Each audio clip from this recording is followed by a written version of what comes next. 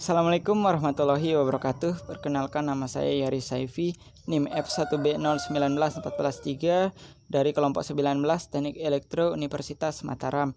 Oke, di video kali ini saya akan menjelaskan tentang praktikum saya, yaitu praktikum rangkaian logika di percobaan yang kelima tentang counter, teman-teman. Oke, langsung saja. Di sini saya akan membahas yang pertama adalah tujuan, yang kedua adalah alat dan bahan, ketiga adalah dasar teori, keempat adalah langkah percobaan, kelima data hasil, keenam analisa data, ketujuh kesimpulan, dan yang terakhir adalah daftar pustakanya, teman-teman. Oke, langsung saja kita buka modul laporan dari kelompok 19. Nah, ini adalah percobaan kelima tentang counter. Nah, yang poin A adalah tujuan, yang dimana tujuan itu dibagi menjadi dua. Yang pertama, memahami prinsip kerja dari counter up atau down synchronous dan asynchronous. Nah, yang kedua adalah mengetahui perbedaan counter up atau down synchronous dan asynchronous. Oke, di poin B ada alat dan bahan. Nah, yang pertama kita membutuhkan komputer atau laptop. Yang kedua, sebuah aplikasi electronics workbench. Nah, dimana aplikasi ini tempat kita membuat rangkaiannya, teman-teman. Nah, kita lanjut yang poin C, dasar teorinya. Nah, pencacah atau counter merupakan rangkaian sekuensial yang dapat melakukan cacahan. Pencacah dapat disusun dari beberapa buah flip-flop JK atau flip-flop T. Ditinjau dari kerjanya, pencacah terbagi dalam dua jenis, yaitu pencacah asinkronus dan pencacah sinkronus. Nah, yang pertama kita akan membahas tentang pencacah asinkronus atau asinkronus counter, teman-teman. Nah, pencacah asinkronus atau dikenal sebagai pencacah Rack-River counter dapat dibangun dari beberapa flip-flop JK. Setiap masukan J dan K diberikan logika 1 secara permanen hingga flip-flop JK tersebut akan melakukan toggle. Nah, saat sinyal clock aktif pada pencacah asinkronus, setiap flip-flop JK bekerja secara berurutan atau tidak serentak. Oke. Nah, jumlah cacahan pada pencacah bergantung pada jumlah flip-flop JK yang tersusun pada pencacah tersebut. Setiap flip-flop JK akan menampung 1 bit data. Nah, maksudnya itu teman-teman bisa lihat biar lebih paham di gambar ini. Nah, ini adalah gambar rangkaian, teman-teman. Di sini terdapat 4 buah flip-flop JK. Tuh. JK pertama, JK kedua, JK ketiga, JK keempat. Nah, setiap flip-flop ini menampung 1 bit data, teman-teman. Oke. Nah, kita dapat mengetahui jumlah cacahan maksimal melalui persamaan 2N dengan N adalah jumlah flip-flop JK. Nah, maksudnya adalah ketika kita menggunakan 2 buah flip-flop, maka kita langsung masukkan ke rumus 2 pangkat N sama dengan 2 pangkat 2 sama dengan 4. Maksudnya 4 itu adalah dia akan mencacah sebanyak 4 kali jika flip-flopnya berjumlah 2. Nah, gimana ketika flip-flopnya itu berjumlah 4? Maka kita masukkan lagi ke rumus 2 pangkat N sama dengan 2 pangkat 4 sama dengan 16. Maka hasilnya dia akan melakukan cacahan sebanyak 16 kali, teman-teman. Oke.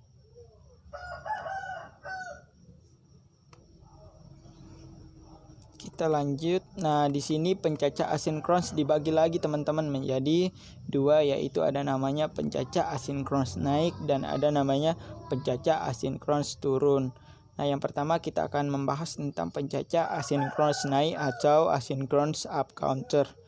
Nah, pencacah asinkronus naik adalah pencacah yang melakukan cacahan naik mulai dari 0 hingga pencacahan tertinggi sesuai flip-flop JK. Selanjutnya kita lihat gambarnya, teman-teman. Nah, di sini adalah terdapat 4 buah flip-flop ya. Kita baca dulu di atas. Nah, rangkaian pencacah naik asinkronus 4 bit seperti gambar di bawah ini dapat melakukan cacahan sebanyak 2 pangkat 4, yaitu 16 kali cacahan. Nah, pencacah naik asinkronus 4 bit ini akan mencacah dari 0 sampai 2 pangkat 4 min 1, teman-teman. Dalam bilangan binernya yaitu 0, dari dia akan mencacah dari 0000 sampai dengan yang tertinggi 111 gitu, teman-teman. Itu adalah counter up asinkronus. Oke, selanjutnya Yang kedua yaitu pencacah turun asinkron atau asynchronous down counter. Nah, pencacah turun adalah pencacah yang melakukan cacahan secara turun mulai dari cacahan tertinggi hingga berlogika cacahan 0. Nah, teman-teman bisa lihat nih terdapat 4 buah flip-flop juga. Nah, maksudnya itu dia akan mencacah dari yang tertinggi sampai yang terbawah, dari 1111 ke yang ke 0000 gitu teman-teman. Nah, setelah kita mempelajari yang poin pertama tentang pencacah asinkron, nah di poin kedua ini kita akan membahas tentang pencacahan sinkron counter. Oke. Di sini pencacah sinkron atau paralel adalah rangkaian pencacah yang melakukan cacahan serentak atau simultan. Nah, hal ini dikarenakan semua flip-flop dipicu oleh satu sumber clock yang sama. Namun pada pencacahan sinkron ini dibutuhkan beberapa penambahan rangkaian logika untuk mengontrol kerja dari masing-masing flip-flop secara lebih lengkap, dapat kita lihat pada rangkaiannya. Oke. Nah, di pencacah sinkron ini dibagi lagi dia teman-teman menjadi yang pertama itu ada namanya pencacah naik sinkron atau sinkron up counter, di mana pencacah naik sinkron adalah pencacah yang melakukan cacahan secara naik, yaitu dari 0 menuju cacahan tertinggi kayak tadi teman-teman. Yang kedua ada namanya pencacah turun sinkron atau sinkron down counter, yaitu pencacah sinkron yang melakukan cacahan secara turun, yaitu dari cacahan tertinggi menuju cacahan yang terendah. Oke teman-teman, kalian bisa lihat rangkaian dari pencacah turun sinkron. Nah, di sini pada gambar di atas dapat dilihat bahwa flip-flop pertama akan toggle setiap kali pulsa clock berubah. Nah, sementara flip-flop kedua akan toggle jika keluaran pada key pada flip-flop pertama berlogika 1, seperti yang saya jelaskan tadi teman-teman. Nah, kapan sih flip-flop ketiga itu akan toggle? Flip-flop ketiga akan toggle ketika keluaran dari key pada flip-flop pertama dan kedua itu berlogika 1. Sedangkan flip-flop keempat akan toggle jika keluaran dari key pada flip-flop pertama, flip-flop kedua dan flip-flop ketiga berlogika 1.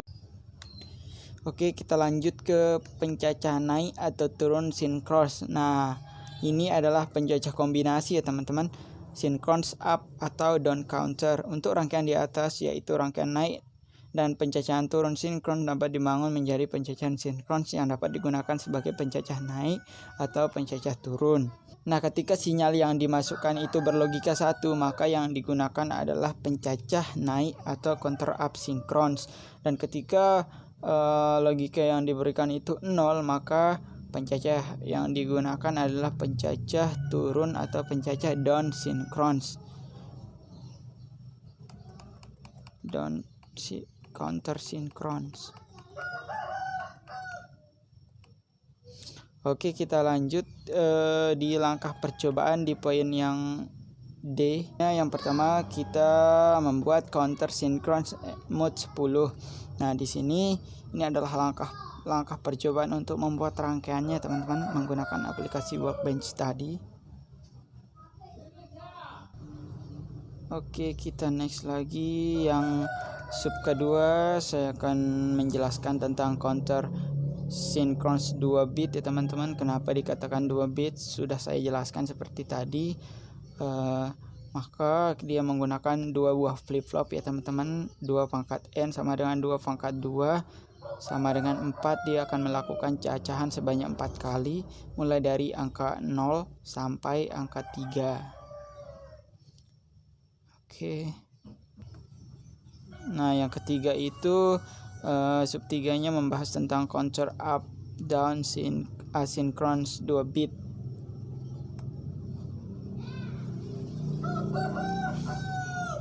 Oke teman-teman, sekarang kita lanjut ke E, yaitu bagian data hasilnya teman-teman. Yang pertama itu kita akan membahas tentang counter sinkron mode 10. Seperti namanya, dia akan mencacah sebanyak 10 kali dari 0 sampai 9 ya teman-teman. Nah, di sini biner, ketika kita memasukkan binernya itu atau inputannya itu masuk 0000, maka desimalnya itu 0, menampilkan pada segmennya itu 0. Dan ketika binernya itu 0001, desimalnya itu 1 dan menunjukkan 1 juga ya pada segmennya. Oke. Misalnya nih kita mau memasukkan kita mau melihat angka 6 teman-teman ya, pada binernya itu 011. Nah, kita bisa lihat nih, kita cek di sini. Nah, tuh. Coba kita ulang deh. Oke, kita ulang. Nah, di sini dia akan datanya itu terus bergeser, teman-teman. Oke, kita pause di 6. Nah, di sini teman-teman bisa lihat. Nah, di sini yang berlogika 1 itu adalah Q1 dan Q2, sedangkan Q0 dan Q3-nya itu padam ya, berlogika 0, maka binernya itu 0110, tapi kita bacanya itu dari yang samping sini ya teman-teman. Tuh. Oke, misalnya nih kita mau coba lagi ya teman-teman. Kita mau lihat yang ke-7. Oke, kita mau lihat yang ke-7, kita nyalain lagi. Kita tunggu. 2, 3, 4, 5, 6, 7. Oke. Nah, di sini maka yang menyala itu adalah Q0, Q1, Q2 dan Q3-nya itu padam. Nah, kita mulai bacanya itu dari ujung Q3-nya ya teman-teman ya. Binernya itu kita baca dari Q3, yaitu 0 terus 1 1 gitu teman-teman. Maka di sini binernya yang muncul itu 0111, menampilkan angka 7 dari segmennya gitu teman-teman. Oke, selanjutnya kita ke timing diagramnya teman-teman. Nah, ini adalah clocknya ya teman-teman. Ini Q0, Q1, Q2, Q3-nya. Clocking berlogika 0, maka Q0-nya itu tidak akan terjadi pergeseran data ya teman-teman. Maka Q0 tetap 0, Q1 0, Q2 0, Q3 0. Nah, ketika terjadi clocking high atau berlogika 1, maka datanya mulai bergeser dari sini, dari Q0-nya itu berlogika 1 teman-teman. Data ini turun ke sini, terus data outputan sebelumnya yang ada pada Q0 itu akan bergeser menjadi inputan dari Q1-nya teman-teman. Begitu outputan dari Q1 itu akan menjadi inputan dari Q2 dan gitu seterusnya teman-teman. Oke, kita lanjutkan. Nah, ini adalah counter synchronous 2 bitnya teman-teman. Kenapa dikatakan 2 bit? Dia akan mencacah sebanyak 4 kali. 2 pangkat 2 sama dengan 4. Nah, dia mulai dari 0 sampai 3 ya teman-teman. Ketika binernya, coba kita lihat gambarnya. Nah, ini dia adalah counter 2 bit synchronous ya teman-teman. Dia akan mencacah sebanyak 4 kali, yaitu dari 0 sampai 3. Coba kita play. Tuh, 1, 2, 3. Maka dia akan kembalikan 0 lagi. Itu teman-teman. Nah, di sini ketika dia menampilkan 0, maka probe dari 0 Q1-nya tidak menyala teman-teman. Ini adalah kita ibaratkan probe-nya itu sebagai bilangan binernya ya teman-teman. Tuh, teman-teman bisa lihat ketika menampilkan angka 0, maka probe-nya mati, bilangan binernya itu 00 gitu. Nah, kita ingin melihat biner 11. Terus tampilan heksadesimalnya itu 3 pada segmennya, kita lihat. Kita play ulang. Nah. Oke. Nah, di sini kan sudah teman-teman bisa lihat di Q0-nya itu 1 dan Q1-nya itu 1, menampilkan angka 3. Ini binernya. Kita lihat. Nah, binernya itu 1 gitu, teman-teman. Ini clock-nya tuh. Sudah saya jelaskan tadi. Oke, kita lanjut ke counter up atau down asynchronous. Ini adalah kombinasi ya teman-teman. Yang pertama adalah tabel counter up asynchronous, yang dimana dimulai dari dia akan mencacah dari bilangan terkecil sampai yang tertinggi. Nah, di sini adalah timing diagramnya. Oke, ini adalah counter down asynchronous. Nah, dimana dia akan mencacah dari yang tertinggi sampai yang terkecil, teman-teman, seperti yang saya jelasin tadi itu. Oke, kita lanjut ke analisa data dari yang pertama, counter sinkron smooth 10 tadi. Di sana terdapat 4 buah JK flip-flop ya, dan terdapat clock. Clock ini dihubungkan secara paralel, secara bersamaan serentak, dimana setiap kali clocking itu datanya akan bergeser ya teman-teman.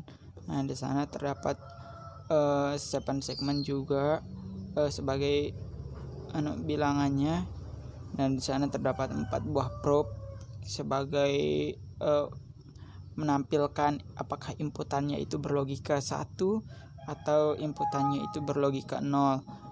Ketika inputannya itu berlogika 1, maka probe-nya ini akan menyala. Ketika berlogika 0 itu, maka probe-nya akan padam. Sini juga terdapat gerbang N ya teman-teman, kalian bisa lihat. Nah, di sini juga ada PCC, yaitu yang berlogika 1 itu bernilai 1, dan ground yang bernilai 0. Itu teman-teman. Nah, pada rangkaian counter sinkronis di atas, sesuai dengan namanya counter sinkron mode 10, maka counter sinkronnya mencacah nilai 10 dari angka 0 sampai 9, seperti yang saya jelasin tadi teman-teman.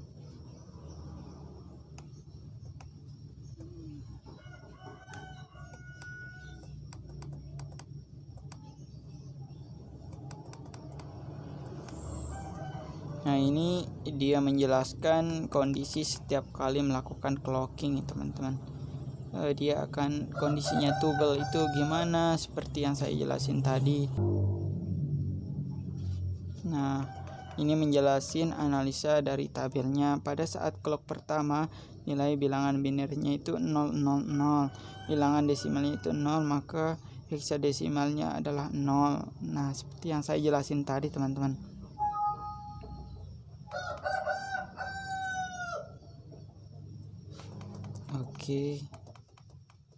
Oke, di sini kita ke poin yang G, kesimpulan teman-teman. Yang pertama adalah prinsip kerja counter synchronous dan asynchronous, yaitu yang pertama, pada rangkaian counter asynchronous, inputan sinyal clock pertama akan masuk pada flip-flop pertama, dan untuk flip-flop berikutnya masuk sinyal clock berasal dari output key flip-flop sebelumnya. Nah, maksudnya adalah ketika kita melakukan clocking teman-teman, maka otomatis data akan masuk ke flip-flop pertama. Nah, outputan dari flip-flop pertama ini yang semulanya itu 0, maka akan masuk menjadi inputan di flip-flop kedua. Nah, begitu seterusnya teman-teman, ketika kita melakukan clocking kedua atau clockingnya itu high, maka data yang ada pada flip-flop pertama itu akan bergeser ke flip-flop kedua gitu teman-teman. Nah, yang poin B, pada rangkaian counter synchronous, inputan sinyal clock akan masuk ke masing-masing flip-flop yang berasal dari satu sumber clock, sehingga data keluaran akan disalurkan serentak oleh serial flip-flop gitu teman-teman. Yang kedua adalah counter up atau down synchronous dan asynchronous tidak memiliki perbedaan yang signifikan karena memiliki data keluaran yang sama, namun dibedakan hanya pada proses pengeluarannya. Data di mana asynchronous dikeluarkan secara satu persatu, sedangkan synchronous itu dikeluarkan secara serentak. Counter up atau down merupakan gabungan dari dua buah counter, yaitu up dan down.